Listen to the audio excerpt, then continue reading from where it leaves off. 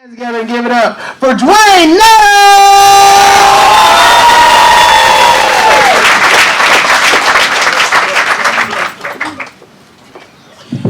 What's going on, Comic Closet?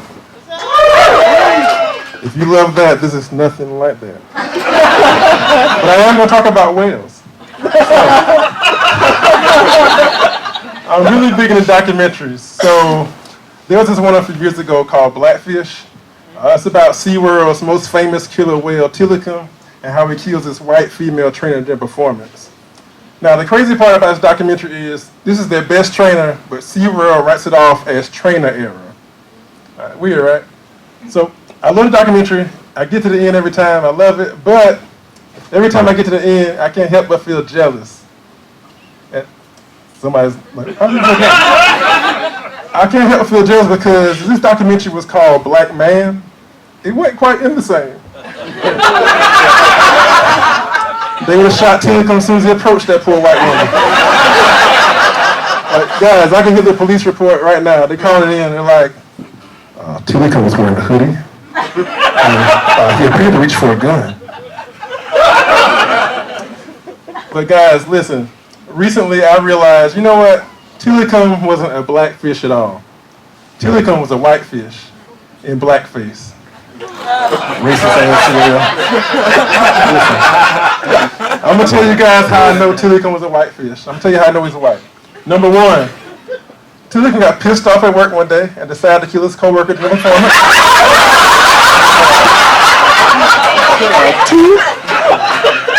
CNN made this elaborate documentary about Tilikum's messed up childhood to build sympathy for Tilikum. And three, and most importantly three, Tilikum never got fired. Tilikum got put on paid administrative leave and brought back when things died down. I think Tilikum's a cop. Tilikum's definitely a cop. I just gotta get dark. So speaking of documentaries about killing white people, listen, Netflix is full of them. I have a tab that said because you watch documentaries about killing white people, they're everywhere. I'm gonna tell you guys about my favorite documentary. Has anybody seen Get Out? I mean, you know, the documentary about the black guys get kidnapped by white people.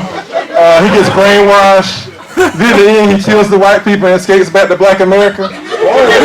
Spoiler alert. You know what? No, I'm confusing this with the OJ documentary. So the same plot, different documentary. But seriously, I know Get Out's not a documentary, and I know it's not a documentary because it's just not realistic enough. And let me elaborate when I say it's not realistic enough. I'm not talking about the brainwashing. I'm not talking about the body snatching. I can kind of believe all that. There's a happy ending for a black guy. We all know that's not believable. I'm not buying it. All right, so if you can't tell by now, I'm pretty pro-black and I'm very big in entertainment. So I often find myself re-envisioning white shows as black shows with myself as the lead character. I'm gonna tell you some of the shows I'm working on right now. There's Everybody Loves Raymond, which I re-envision as Everybody Loves Draymond. There's anime shows like BoJack Horseman, which I reimagine as BroJack Horseman. My favorite, Friends, which I reimagine as, I just simply call niggas. Because that's what I call my friends. Alright, guys, and the one I'm working on currently, American Horror Story, which I'm reimagining as African American Horror Story.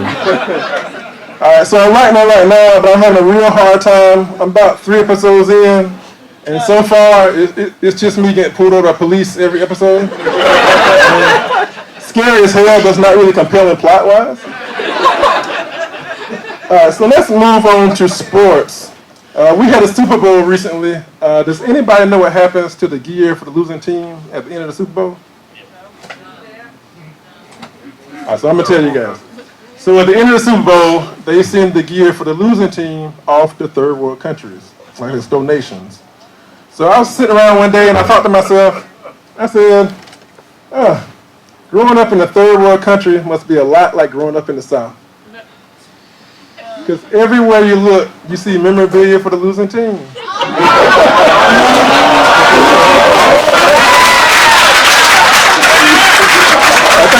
about it, guys. 1865 Civil War champions.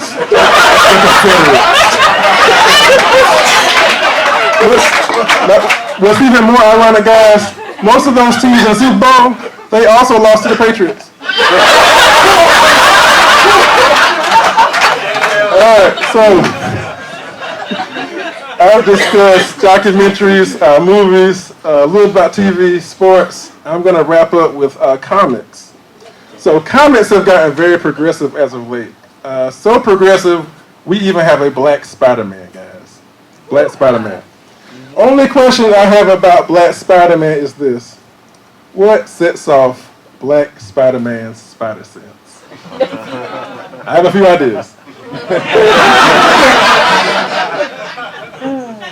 White supremacy.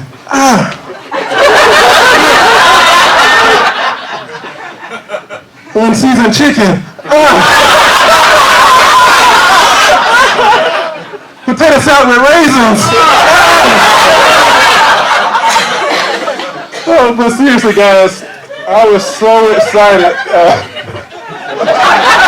I was so excited by Black Spider-Man, I ran out immediately and grabbed the issue just to see what this was about.